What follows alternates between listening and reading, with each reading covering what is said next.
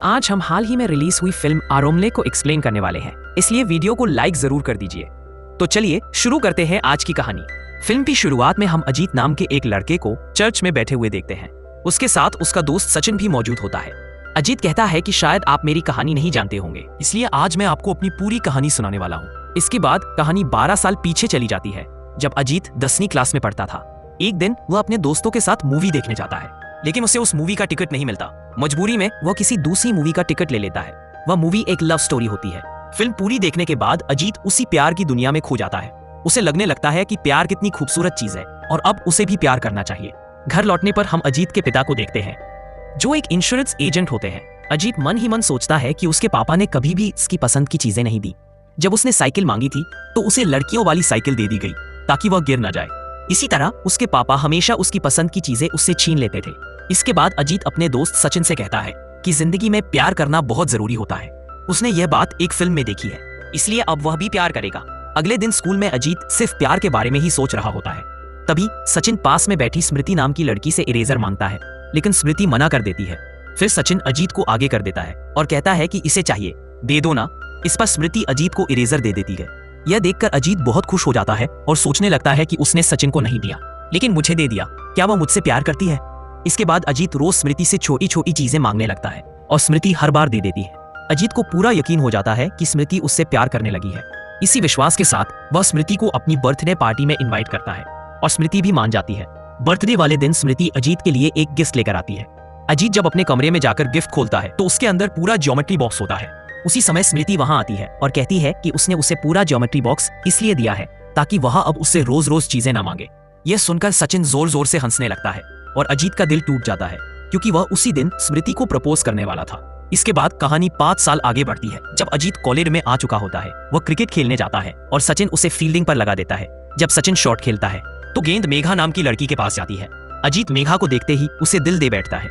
जांच करने पर पता चलता है कि मेघा उसकी सीनियर है। अगले दिन से अजीत उसका पीछा करने लगता है।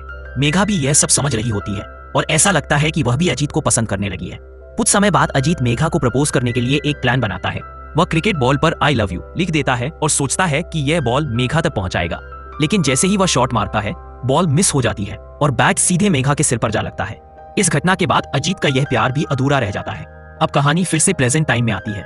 अजीत बताता है कि उसका प्यार कभी भी सफल नहीं हो पाया, इसलिए आज वह चर्च में अपने प्यार का इजहार करने आया है। असल में वह एक लड़की की शादी तुड़वाने आया होता है, क्योंकि वह उससे प्यार करता है। जैसे ही लड़की चर्च में शादी के लिए आती है, अजीत उसके सामने आकर कहता है कि वह उससे प्यार करता है और उससे शादी तोड़ने की गुजारिश करता है। यह देखकर लड़की के घर वाले गुस्से में आ जाते हैं और अजीत व सचिन दोनों की पिटाई कर देते हैं। तब अजीत उन लोगों पर एक गमला फेंकने की कोशिश करता है, लेकिन वह गमला उछलकर दूल्हे को मिलने वाली BMW कार पर गिर जाता है। इसी वजह से पुलिस वाले अजीत और सचिन दोनों को पकड़कर थाने ले जाते हैं। थाने में थोड़ी देर बाद अजीत के पापा वहां पहुंचते हैं। बेटे को इस हालत में देखकर उन्हें बहुत शर्म महसूस होती है।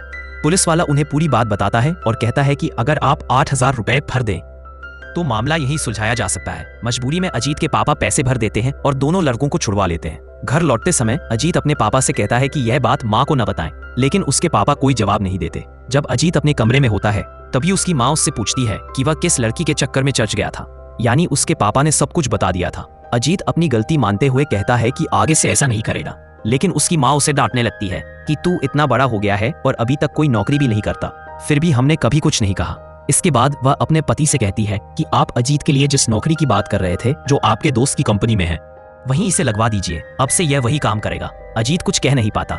अगले दिन वह अपने पापा के दोस्त की कंपनी में इंटरव्यू देने पहुंचता है। असल में यह एक मैट्रिमोनियल शादी करवाने वाली कंपनी होती है।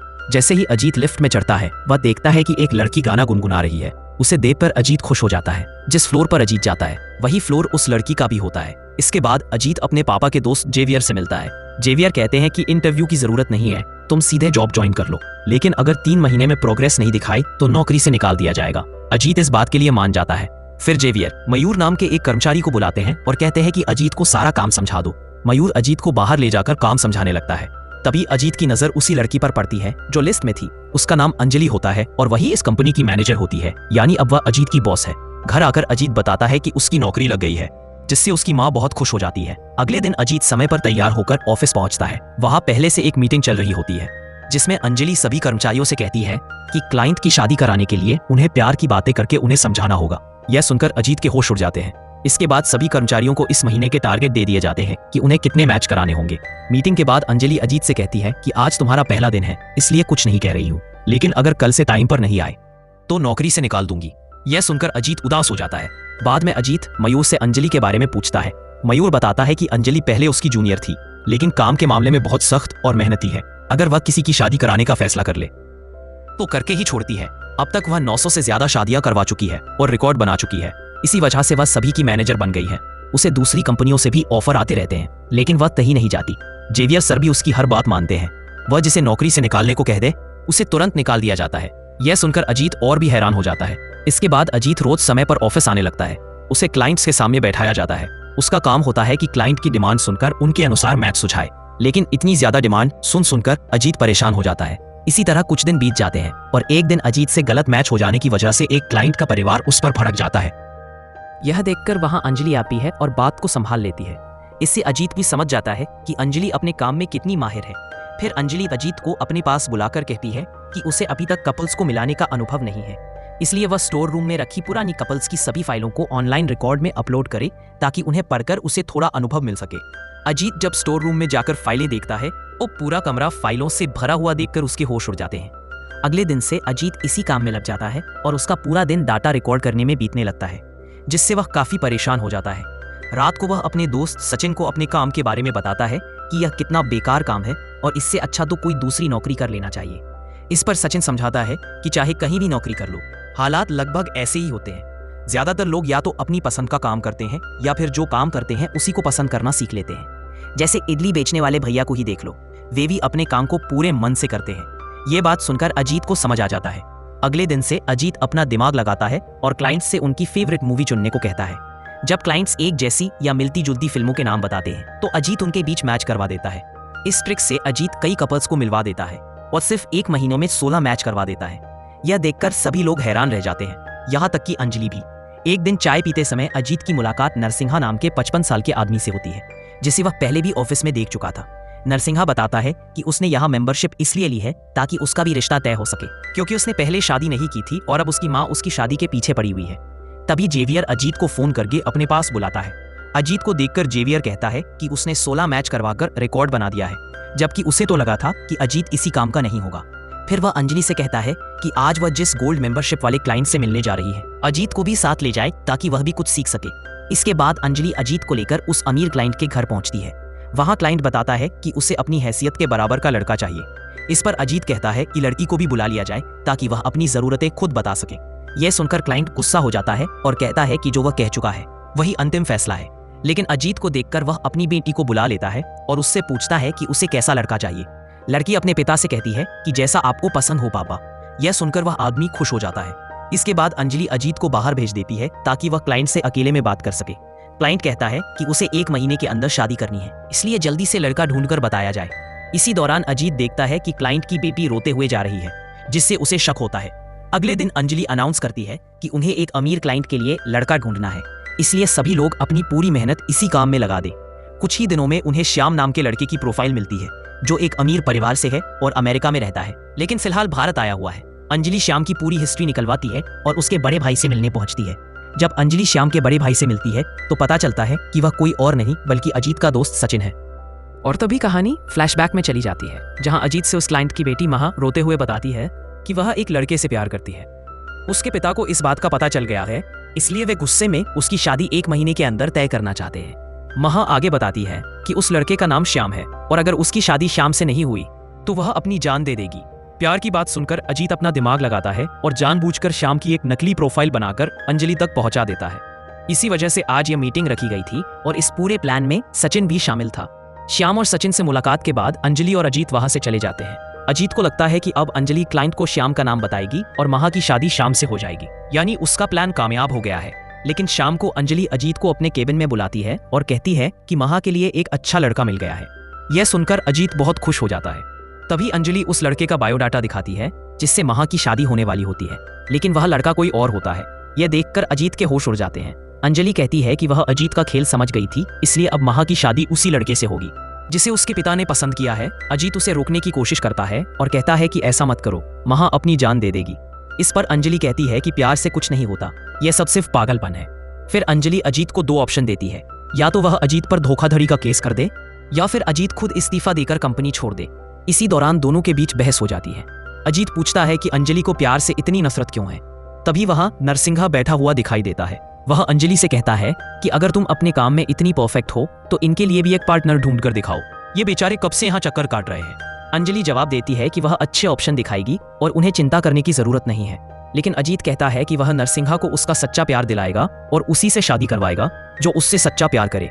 यह सुनकर अंजलि चैलेंज देती है कि देखते हैं नरसिंहा के लिए परफेक्ट मैच कौन ढूंढता है, जो हारेगा वह कंपनी छोड़ देगा। अजीत इस शर्त को मान लेता है। इसके बाद हम अंजलि का पास्ट देखते हैं, जहां वह अपने बॉयफ्रेंड माइकल से शादी की बात कर रही होती है, लेकिन माइकल ने उसे धोखा दे दिया था, जिसकी वजह से अब अंजलि प्यार से नफरत करती है। कहानी वापस प्रेजेंट में आती है।